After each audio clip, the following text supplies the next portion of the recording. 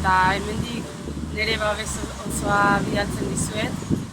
Eskatzen ari zareten baldintza minimo horiek lortu arte ezetzi eta animo lortu arte.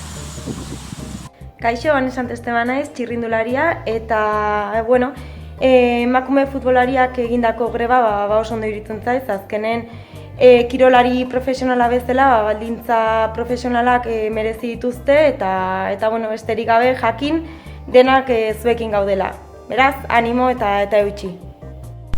Leire Etxani naiz, pilotaria, emakume futbolari guztiei hemendik besarkada eta indar guztia bidaltzen dizuet.